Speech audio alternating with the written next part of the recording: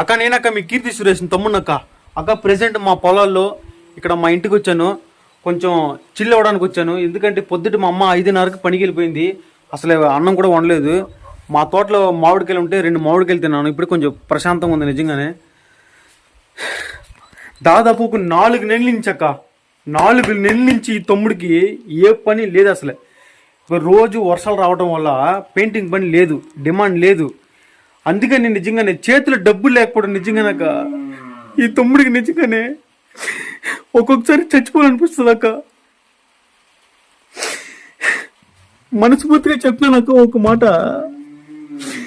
నేను పుట్టడమే నా తప్పక్క, నేను పుట్టడం నా తప్ప.